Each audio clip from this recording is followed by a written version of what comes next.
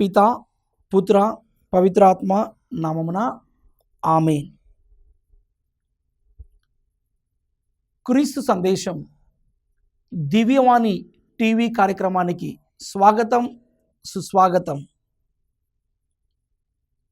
యోహాను సువార్త 20వ అధ్యాయము 19వ వచనం నుండి 23వ వచనం వరకు. అది ఆదివారము సాయం సమయము. యూదుల భయముచే శిష్యులు ఒకచోట తలుపులు మూసుకొని ఉండిరి. యేసు వచ్చి వారి మధ్య నిలువబడి, మీకు శాంతి కలుగునుగాక అనెను. ఆ మాటలు చెప్పిన పిదప ఆయన వారికి తన చేతులను ప్రక్కను చూపగా ప్రభువును చూచి వారు ఆనందించిరి. యేసు మరలా వారితో, మీకు శాంతి కలుగునుగాక. నా తండ్రి నన్ను పంపినట్లు నేను మిమ్ము పంపుచున్నాను అని పలికెను. అట్లు పలికి ఆయన వారి మీద శ్వాస ఊది, పవిత్రాత్మను పొందుడు. ఎవరి పాపములైన మీరు క్షమించిన యెడల అవి క్షమింపబడును. మీరు ఎవరి పాపములను క్షమింపని యెడల అవి క్షమింపబడవు అని చెప్పాను. ప్రియమైన సహోదరి సహోదరులారా, పరిశుద్ధమైన సమయంలో మనమందరము కళ్ళు మూసుకొని శిరములు వంచి ప్రార్థన చేసుకుందాం. ప్రేమగల ప్రభువా, సర్వమును సృష్టించి పరిపాలిస్తున్న మా ప్రియ పరలోకపు తండ్రి, గడిచిన కాలమంతా ప్రభువా మమ్మలను మీ యొక్క రెక్కల నీళ్ళలో, మీ యొక్క సంరక్షణలో ప్రభువా కాచి కాపాడినందుకు మీకు వేలాది కృతజ్ఞత స్తుతి స్తోత్రము తండ్రి. మీ పరిశుద్ధాత్మ సహవాసంలో ప్రభువా మమ్మల్ని అందరినీ కూడా ముందుకు నడిపించండి. ఈరోజు ప్రభువా ఈ క్రీస్తు సందేశం కార్యక్రమం దివ్యవాణి టీవీ ద్వారా ప్రభువా వీక్షిస్తున్న ప్రతి బిడ్డపై మీ పరిశుద్ధాత్మ శక్తిని, మీ పవిత్రాత్మ వరములతో ప్రభువా నింపండి తండ్రి. ఈ యొక్క వాక్యాన్ని ప్రభువా బోధిస్తున్న నన్ను ఆశీర్వదించండి. ఈ యొక్క వాక్యాన్ని వింటున్న మీ ప్రియమైన బిడ్డలందరినీ దీవించి మేమందరము కూడా మీ పవిత్రమైన వాక్యానుసారముగా, మీ పవిత్రమైన దివ్య చిత్తానుసారముగా జీవించే శక్తిని, అనుగ్రహ ఫలములను మాకు నిండుగా మెండుగా ప్రసాదించమని ఈ మనవులను మా నాథుడైన యేసుక్రీస్తు దివ్య నామములో అడిగి ప్రార్థిస్తున్నాము తండ్రి. ఆమేన్.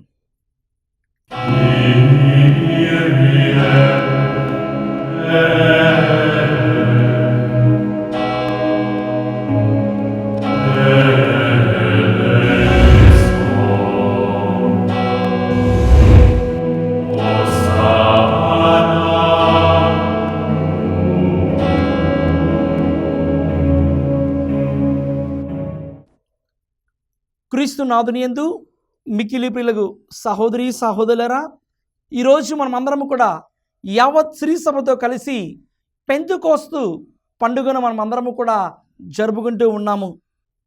ప్రియమైన దేవుని బిడ్డలారా, అపోస్తుల కార్యములు 2వ అధ్యాయము 1వ వచనం నుండి 4వ వచనం వరకు మనం ధ్యానం చేసుకుందాం. పెంతెకోస్తు పండుగ రోజు వచ్చినప్పుడు వారందరూ ఒక చోట గుమికూడి ఉండిరి. అప్పుడు వేగముగా వీచు బలమైన గాలి వంటి ఒక ధ్వని ఆకాశం నుండి అకస్మాత్తుగా వారు కూర్చుండి ఉండిన ఇల్లంతా నిండెను. అప్పుడు అగ్ని జ్వాలల నాలుకల వలె విభజింపబడి అక్కడ ఉన్న ఒక్కొక్కరి మీద నిలుచుట వారికి కనబడెను. వారందరూ పవిత్రాత్మతో నింపబడిరి. అప్పుడు పవిత్రాత్మ వారికి వాక్కు శక్తిని అనుగ్రహించిన కొలది వారు అన్య భాషలలో మాట్లాడసాగిరి. అవును ప్రియమైన సహోదరి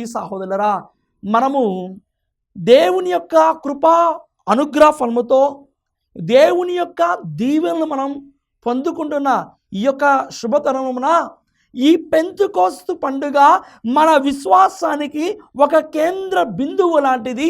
ఈ పెంతెకోస్తు పండుగ మన యొక్క విశ్వాసాన్ని ఇంకా మరింతగా పటిష్టపరుస్తూ ఉంది ప్రియమైన దేవుని బిడ్డలారా.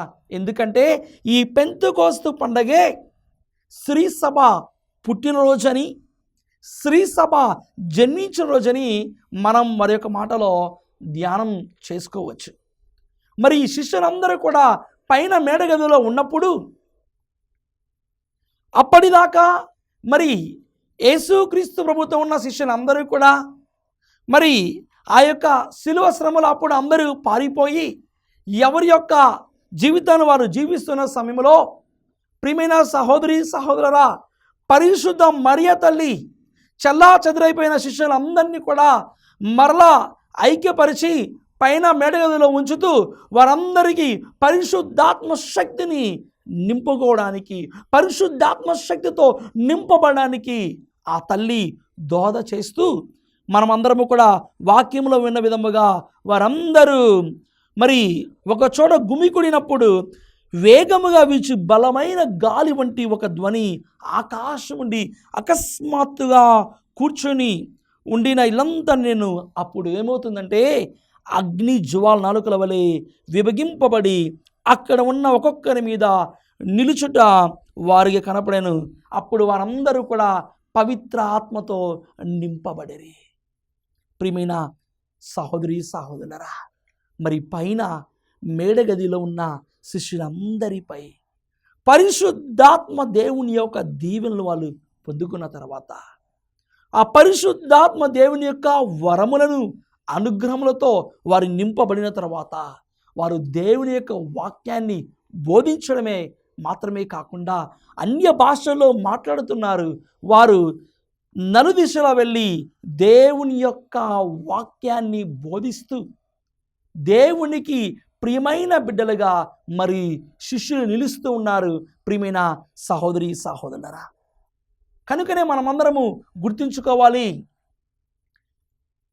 యేసుక్రీస్తు ప్రభు పునరుత్థానమైన మరి అయిన తర్వాత ప్రభు పునరుత్థానమైన తర్వాత అనేక మంది శిష్యులకు తన యొక్క దివ్య దర్శనాలను మరి ఇచ్చిన తర్వాత ప్రభు మోక్షారోహణమైన తర్వాత మరి ఈ యొక్క రోజున మరి ఉత్థాన పండుగ నుండి ఈ రోజుకి సరిగ్గా ఇది 50వ రోజు పెంతెకోస్తు.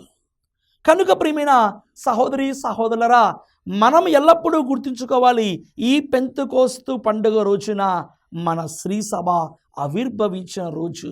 ఒక రకంగా it is the both of the church. యోహాను సువార్త 14వ అధ్యాయము 16 నుంచి 17 వచనాలు మనం ఒక్కసారి ధ్యానం చేసుకుందాం. నేను తండ్రిని ప్రార్థింతును, మీతో ఎల్లప్పుడూ ఉండుటకు మరొక ఆదరణకర్తను ఆయన మీకు అనుగ్రహించును. ఆయన సత్య స్వరూపియకు ఆత్మ.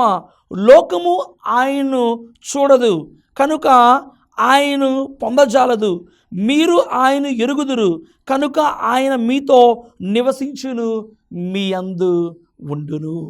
అవును ప్రియమైన దేవుని బిడ్డలారా, ఈ లోకములో మనందరిని నడిపించడానికి యేసుక్రీస్తు ప్రభు తన యొక్క ప్రేషిత కార్యాన్ని, తండ్రి దేవుడు తనకిచ్చిన ఈ గొప్ప ప్రేషిత కార్యాన్ని మరి ఈ లోకములో ప్రారంభించి ముగించుకొని మరలా యేసయ్య తన తండ్రి వద్దకు వెళ్ళిపోయిన తరువాత శిష్యులందరికీ అభయం మొసుగుతూ శిష్యులందరికీ ఒక ధైర్యాన్ని ఇస్తూ, ఇదిగో నేను నా తండ్రి వద్దకు వెళ్ళిపోయిన తర్వాత నా ప్రేషిత కార్యాన్ని ఈ భూలోకములో ఈ ఇహలోకములో ముగించిన తర్వాత నా తండ్రి వద్దకు వెళ్ళిన తర్వాత మీ అందరిని నడిపించడానికి మీకు మరొక ఆదరణకర్తను పంపిస్తున్నానని యేసుక్రీస్తు ప్రభు తన శిష్యులకు అభయం ఇస్తున్నారు. ఆ ఆదరణకర్త ఎవరో కాదు, పరిశుద్ధాత్మ దేవుడు. నేను తండ్రిని ప్రార్థింతును, మీతో ఎల్లప్పుడూ ఉండుటకు మరొక ఆదరణకర్తను ఆయన మీకు అనుగ్రహించును. ఆయన సత్య స్వరూపియగు ఆత్మ. ప్రియమైన సహోదరి సహోదరురా, కాబట్టి మనమందరము కూడా పరిశుద్ధాత్మ దేవుని యొక్క అనుగ్రహములతో, పరిశుద్ధాత్మ దేవుని యొక్క వరములతో మన యొక్క జీవితాన్ని నింపుకోవాలి. అదే మనము ప్రియమైన సహోదరి సహోదరులరా, అపోస్తల కార్యములు 2వ అధ్యాయము 41వ వచనంలో మనం ధ్యానం చేస్తున్నాం. ఎప్పుడైతే పరిశుద్ధాత్మ శక్తితో అభిషేకముతో నింపబడిన తర్వాత శిష్యులందరూ కూడా దేవుని సత్య సువార్తకు సాక్షులుగా జీవిస్తూ ఉన్న తరుణంలో పునీత పేతురు గారు తన మొట్టమొదటి ప్రసంగము ద్వారా దేవుని యొక్క వాక్యాన్ని బోధించిన తరువాత సుమారు 3000 మంది జ్ఞానస్థానాన్ని పొందుకున్నారు. ప్రియ దేవుని బిడ్డలారా, ఎప్పుడైతే ఆ పరిశుద్ధాత్మ శక్తితో నింపబడినప్పుడు మనము కూడా దేవునికి ప్రియమైన బిడ్డలుగా, దేవునికి మనం ఇష్టమైన బిడ్డలుగా మనం జీవించగలం. ప్రియ దేవుని బిడ్డలారా, అదేవిధంగా మనం మరొక కోణంలో ఒక్కసారి మనం లోతైన భావాన్ని ధ్యానం చేసినట్లయితే, పరిశుద్ధాత్మ హీబ్రూ భాషలో హీబ్రూ పదం రూహా అని, ఇంగ్లీష్ భాషలో ఆంగ్ల భాషలో స్పిరిట్ అని, తెలుగు భాషలో ఆత్మ. ప్రియమైన సహోదరి సహోదరులరా, రూహా హీబ్రూ, స్పిరిట్ ఆంగ్లం, ఆత్మ తెలుగులో మనం అనువాదిస్తూ పరిశుద్ధాత్మగా పవిత్రాత్మగా మనమందరము కూడా మనము నేర్చుకుంటూ ఉన్నాం, ధ్యానిస్తూ ఉన్నాం. ప్రియమైన సహోదరి సహోదరులరా, ఆత్మీయ జీవితంలో మనం ఇంకొకటి గుర్తుంచుకోవాలి. పునీత పౌలు భక్తుడు రోమీలకు రాసిన లేఖ 8వ అధ్యాయము 8వ వచనం నుండి 9వ వచనం మనం ధ్యానం చేస్తున్నాం. శరీర అనుసారముగా జీవించువారు దేవుని సంతోషపెట్టలేరు.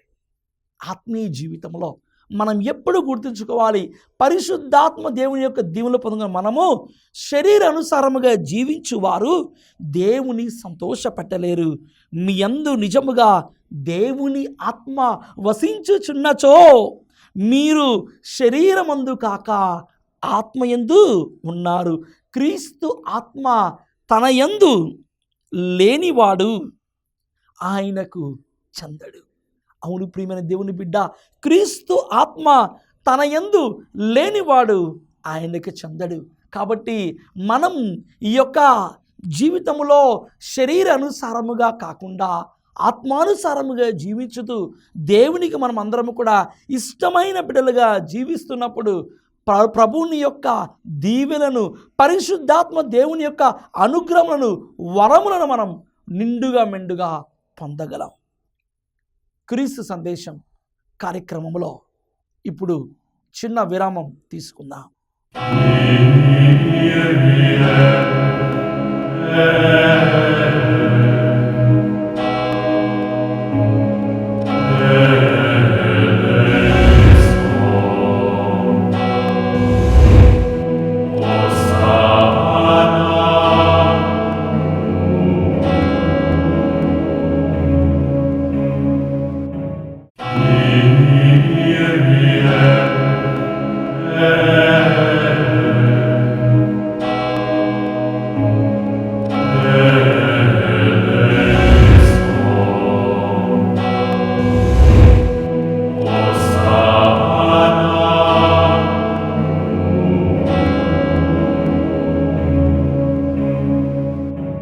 క్రీస్తు సందేశం కార్యక్రమానికి తిరిగి స్వాగతం. ప్రియ దేవుని బిడ్డలారా, యేసుక్రీస్తు ప్రభు పవిత్రాత్మను ఎందుకు పంపారని ఒకసారి మనం ఆలోచించినట్లయితే, శ్రీ సభను వ్యాపకం చేయడానికి, శ్రీ సభను మరింతగా ఏర్పరచుటకు అపోస్తులకు విశేషమైన జ్ఞానమును, దైవ సహాయమును ఇచ్చుటకు మరి పవిత్రాత్మను పంపి ఉన్నారు. మనం ఇక్కడ ధ్యానం చేయాలి. శ్రీ సభను మరి ఇంకా మరింతగా బలపరచుటకు యేసుక్రీస్తు ప్రభువు చేసిన గొప్ప అద్భుత కార్యములను, యేసుక్రీస్తు ప్రభువు బోధించిన వాటిని ఇంకా పటిష్టపరచుటకు, ప్రభువు చేసిన గొప్ప మహిమలకు, స్వస్థతలకు మరి శిష్యులందరూ కూడా సాక్షులుగా ఉంటూ మరి ఈ యొక్క శ్రీ సభని అభివృద్ధి పరచుటకు అపోస్తులకు అనగా ప్రభుని యొక్క శిష్యులకు పరిశుద్ధాత్మ దేవుని యొక్క అనుగ్రహములను వరములను పొందుకుంటూ వారు అన్య భాషల్లో మాట్లాడుతూ దేవుని యొక్క వాక్యాన్ని బోధించడమే కాకుండా ఆ వాక్యానికి మరి అపోస్తులందరూ కూడా సాక్షులుగా మరి జీవించారు. సాక్షులుగా మాత్రమే జీవించడం కాకుండా ఆ యొక్క వాక్యానికి వారు హతసాక్షులుగా వేద సాక్షులుగా కూడా మారారని మనం అందరము కూడా తల్లి అయిన శ్రీ సభలో చూస్తూ ఉన్నాం.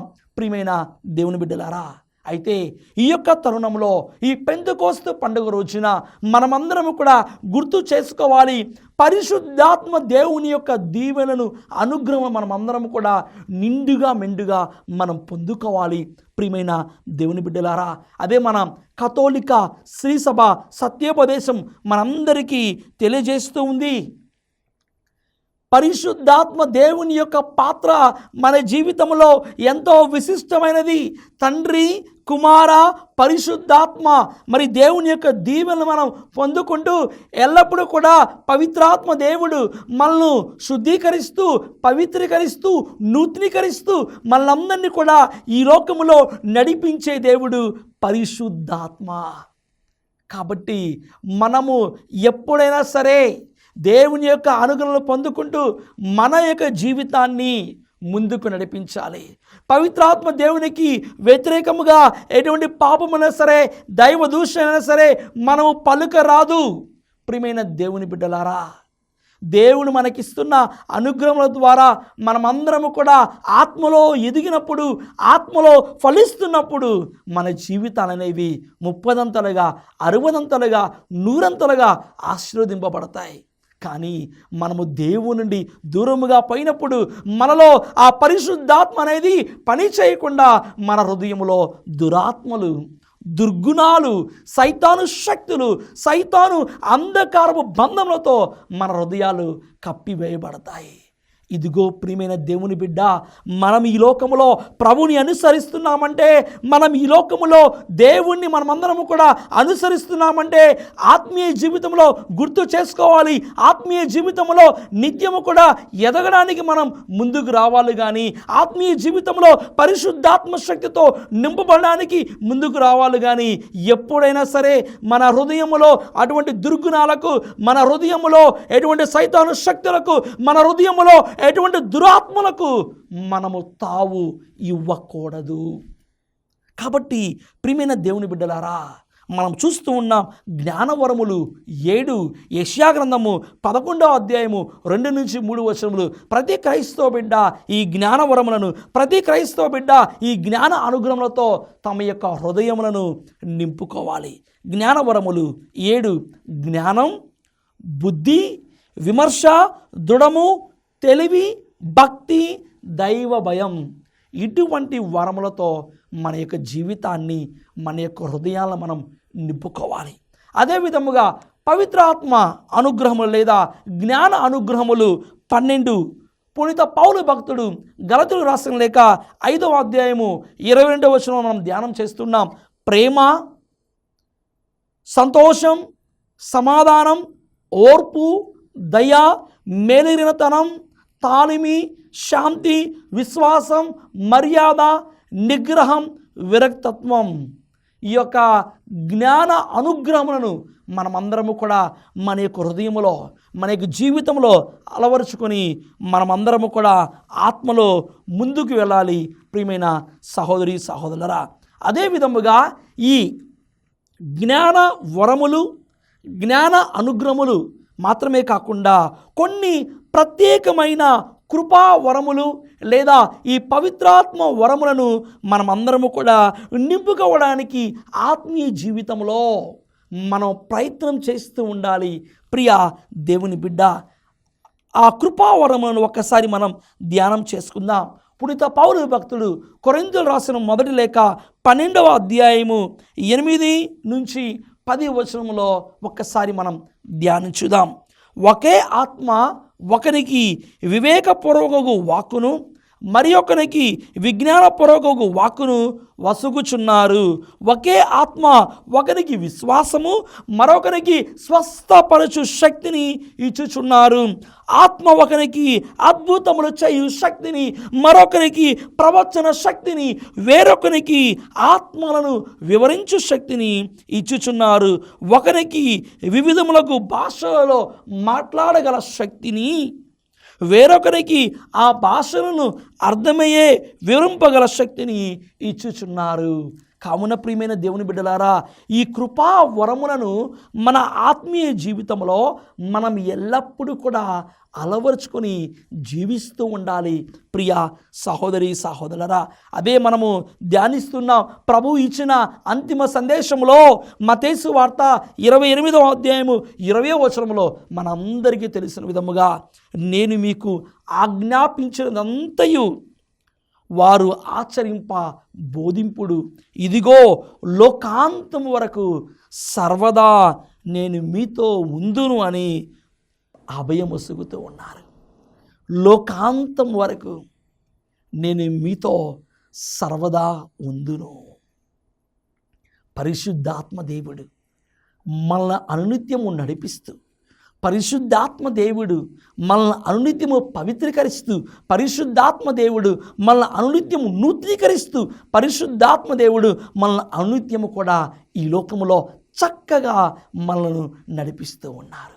అయితే ప్రియమైన దేవుని బిడ్డ, పరిశుద్ధాత్మ దేవుడు చూపిస్తున్న ఆ మార్గములో, పరిశుద్ధాత్మ దేవుడు చూపిస్తున్న ఆ యొక్క నడిపింపులో మనం ఈరోజు ముందుకు వెళ్ళాలి. ప్రియ సహోదరి సహోదరులారా, ఆత్మీయ జీవితంలో మనం ఎల్లప్పుడూ కూడా మరిచిపోకూడదు. ప్రియమైన దేవుని బిడ్డలారా, అదే మనమందరము కూడా దేవుని యొక్క వాక్యాల్ని మనము ధ్యానిస్తూ ఉన్నాము. ప్రియ సహోదరి సహోదరులారా, కీర్తన గ్రంథము 51వ అధ్యాయము 11వ వచనంలో, నన్ను నీ సన్నిధి నుండి గెంటివేయకము, నీ పరిశుద్ధాత్మను నాలో నుండి తీసివేయకమని ఆనాడు దావీదు మహారాజు తాను పాపము చేసిన తర్వాత పాప క్షమాపణ కొరకై ప్రార్థన చేస్తూ ఉన్న గొప్ప వచనం. నన్ను నీ సన్నిధి నుండి గెంటివేయకము, నీ పరిశుద్ధాత్మను నాలో నుండి తీసివేయకమని మనం ఎల్లప్పుడూ కూడా ప్రార్థన చేయాలి.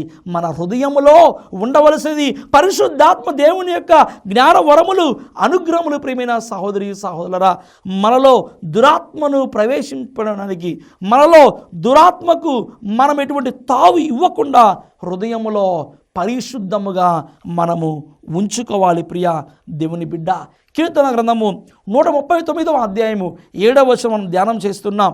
నీ ఆత్మ యొద్ద నుండి నేనెక్కడికి పోవుదును, నీ సన్నిధి నుండి నేనెక్కడికి పారిపోవుదును అని కీర్తనకారుడు అంటున్నారు. ప్రియమైన దేవుని బిడ్డ, మరి ఇదే తరుణంలో పునీతులు చెప్పిన మాటలో మనం ధ్యానించినట్లయితే, పునీత పాదువాపురి అంతోని వారు అంటున్నారు, అగ్ని దహిస్తుంది, శుద్ధి చేస్తుంది, వేడి కలిగించి చైతన్యపరుస్తుంది.